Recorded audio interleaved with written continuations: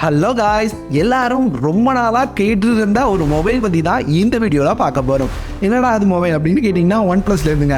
ஒன்ப்ளஸ்லேருந்து விலை கம்மியாகவும் இருக்கணும், ரொம்ப நல்லா பர்ஃபார்ம் பண்ணும் அப்படின்னு நம்ம எதிர்பார்த்தாலே கண்டிப்பாக ஒன்ப்ளஸில் இருக்கிற ஒரே சீரியஸ் ஒன்ப்ளஸோட நாட் சீரியஸ் மட்டும்தான். ஸோ இந்த சீரியஸில் ஒன்ப்ளஸ் நாட் 2 நல்லா இருந்தது, அதை தொடர்ந்து நாட் 2T வந்தது பெட்டராக இல்லை. ஆனால் ஒன்ப்ளஸோட நாட் 3 அப்படின்னு பார்த்தீங்கன்னா எல்லாரும் எதிர்பார்க்குற ஒரு மொபைலாக இருந்தது. அதனோட லான்ச் ரொம்ப ரொம்ப ரொம்ப தள்ளி போயிடுச்சு.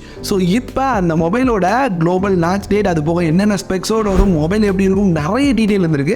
குறிப்பாக இந்த மொபைல் நல்லா இருக்குங்க. ஸோ எப்படி இருக்கு அப்படின்றத இந்த வீடியோவில் 1 by 1 நான் ஷேர் பண்ணுறேன். ஒன்ப்ளஸோட OnePlus Nord 3 இந்த மொபைல் சைனாவில் லான்ச் ஆக போகுதுங்க. ஆனால் OnePlus Nord 3 அப்படின்ற நேமில் கிடையாது. சைனாவில் லான்ச் ஆக போகிற நேம் OnePlus Ace 2V அப்படின்ற நேமில் லான்ச் ஆக போகுது. இந்த Ace 2 அப்படின்றது என்ன அப்படின்னு கேட்டிங்கன்னா, ஒன்ப்ளஸ்லேருந்து ஏற்கனவே இந்தியாவில் OnePlus 11R அப்படின்னு ஒரு மொபைல் லான்ச் பண்ணியிருந்தாங்க. இதுதான் சைனாவில் Ace 2 அப்படின்னு லான்ச் ஆயிருந்தது. ஸோ அதனால Ace 2V அப்படின்ற நேமில் ஒரு மொபைல் லான்ச் பண்ணுறாங்க. ஸோ இந்த மொபைலை இந்தியாவுக்கு ரீபிராண்ட் பண்ணி ஒன்ப்ளஸோட Nord 3 அப்படின்ற நேமில் எடுத்து வருவாங்களாம். இந்த மொபைல் எப்படி இருக்குது அப்படின்னு கேட்டிங்கன்னா, உண்மையாக எதிர்பார்ப்பாக பூர்த்தி பண்ணுற மாதிரியான ஒரு மொபைலாக இருக்குது. டிஸ்பிளேண்டே ஸ்டார்ட் பண்ணிடலாம். ஸோ கொஞ்சம் பெரிய டிஸ்பிளே தான். 6.7 இன்ச்சஸ்க்கான 120Hz AMOLED டிஸ்பிளே கொடுக்க போகிறாங்களாம். ஸோ நம்ம எதிர்பார்த்த மாதிரியான AMOLED டிஸ்பிளே, கர்வ் டிஸ்பிளேலாம் வராது, ஒரு ஃப்ளாட்டான டிஸ்பிளே தான் இருக்க போகுது. டிசைன் எப்படி இருக்கும் அப்படின்னு கேட்டிங்கன்னா, இந்த மாதிரியான ஒரு டிசைன் ஒன்ப்ளஸில் இது வரைக்கும் நம்ம பார்த்துட்டு இருந்த சேம் டிசைன் தான். இது வரைக்கும் 2 கலர் வேரியண்ட்டை ரிவீல் பண்ணியிருக்காங்க. அவங்க ரிவீல் பண்ணல, லீக்ஸில் வந்தது. ஒன்று பிளாக், இன்னொன்று க்ரீன்ங்க. பார்க்குறதுக்கு நல்லாவே இருக்குது. அதே மாதிரி பில்ட் குவாலிட்டி அப்படின்னு பார்த்தீங்கன்னா முழுக்க ஒரு பிளாஸ்டிக் பில்டாக தான் இருக்கும். ஏன்னா விலையை கம்மி பண்ணுறதுக்காக பிளாஸ்டிக் பில்டுக்கு மூவ் ஆகிறாங்க அப்படின்ற மாதிரி பார்க்க முடியுது. ஸோ கிளாஸ் கொண்டு வந்தாங்கன்னா பெட்டராக இருக்கும். பொறுத்து இருந்து பார்ப்போமே. அது போக இதில் ஃப்ரண்டில் பஞ்ச் ஹோல் நாச்சோட இந்த டிஸ்பிளே எடுத்து வந்திருக்காங்க. பார்க்குறதுக்கு நல்லாவே இருக்குது. அடுத்து இந்த மொபைலில் கொடுத்துருக்க கேமராஸ். ஸோ இதுக்கு முன்னாடி ஒன்ப்ளஸோட Ace 2 அப்படின்னு பார்த்தீங்கன்னா ஒரு சோனியோட சூப்பரான கேமரா கொடுத்துருந்தாங்க. இந்த டைம் அதையுமே சேஞ்ச் பண்ணுறாங்க. ஸோ மாற்றிட்டு ஆம்னிஷனோட ஒரு 64 MP கேமரா கொடுக்க போகிறாங்க அப்படின்ற மாதிரி பார்க்க முடியுது. சேம் கேமராவை இதுக்கு முன்னாடி ஒன்ப்ளஸோட OnePlus Nord 2 யூஸ் பண்ணியிருந்தாங்கன்னு நினைக்கிறேங்க.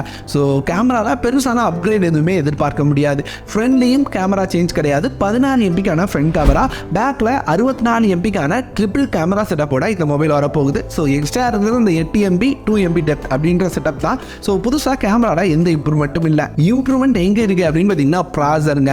ஆமாம், இந்த மொபைலில் மீடியாடெக்கோட Dimensity 9000 அப்படின்ற ப்ராசரோட கொண்டு வந்திருக்காங்க. இந்த 9000 ப்ராசர் பார்த்தீங்க அப்படின்னா இது வந்து 1 மில்லியனுக்கு மேலே அன்டு ஸ்கோர் பண்ணக்கூடிய ஒரு ப்ராசர். 4nm ஆர்கிடெக்சரில் பில்ட் பண்ண ப்ராசர். ஸோ இதனால என்னோட பர்ஃபார்மன்ஸ் கண்டிப்பாக ரொம்ப நல்லா இருக்கும். உதாரணத்துக்கு ஸ்னாப் ட்ராகனில் எடுத்துக்கிட்டிங்கன்னா ஸ்னாப் ட்ராகன் 888 விட ஹையாக தான் இருக்கும். ஸோ 888க்கும் 8 Gen 1க்கும் இடையில இருக்கலாம் அப்படின்ற மாதிரி சொல்கிறாங்க. ஸோ பர்ஃபார்மன்ஸ் வைஸ் ரொம்ப நல்லா பர்ஃபார்ம் பண்ணக்கூடிய ப்ராசர். அதுக்கேற்ற மாதிரி UFS 3.1 ஸ்டோரேஜும் கொடுத்துருக்காங்க. ஸோ ஓவராலாக ரொம்ப நல்லா பர்ஃபார்ம் பண்ணக்கூடிய ஒரு மொபைலாக இருக்கும். இங்கே பேட்டரி ஃபாஸ்ட் சார்ஜிங் அப்படின்னு பார்க்கும்போது ஒரு 5000 mAh பேட்டரி 80 வாட்கான ஃபாஸ்ட் சார்ஜிங் சப்போர்ட்டோட எட்டு வர மாதிரி தெரியுது.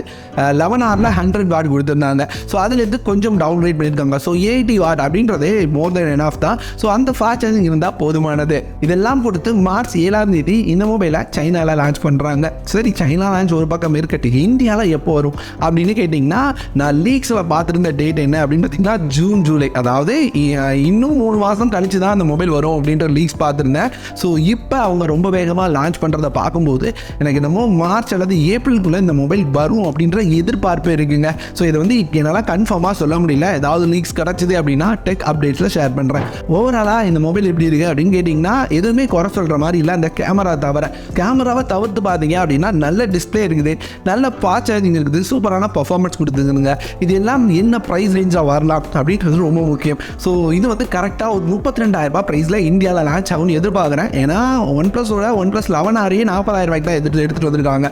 ஸோ அதுலேருந்து மேஜராக ஒரு சில விஷயங்களை இதை டவுன்கிரேட் பண்ணியிருக்காங்க. அப்படின்றனால இந்த மொபைல் ஒரு 32,000 35,000 கண்டிப்பாக வருங்க. ஸோ 35,000 தாண்டி எடுத்துகிட்டு போக மாட்டாங்க அப்படின்னு உறுதியாக நம்புகிறேன். 35,000 கீழே அப்படின்னு பார்க்கும்போது ஓரளவுக்கு நல்ல மொபைலாகவே இருக்கும் ஒன்ப்ளஸோட OnePlus Nord 3. ஸோ இந்த மொபைலை பற்றி நீங்கள் என்ன நினைக்கிறீங்க அப்படின்ற உங்களோட கருத்துக்களை கமெண்ட்டில் சொல்லுங்கள். என்னை பொறுத்தவரையும் ஒரு நல்ல மொபைல் ஒன்ப்ளஸோட அடுத்த சூப்பரான மூவ் அப்படின்னு நான் நினைக்கிறேன். பொறுத்திருந்து பார்க்கலாம். இந்த வீடியோவை இதோட முடிச்சுக்கிறேன். இந்த மாதிரி வேற ஒரு சூப்பரான வீடியோவோட அடுத்த ஒரு வீடியோ வந்து உங்களை சந்திக்கிறேன்.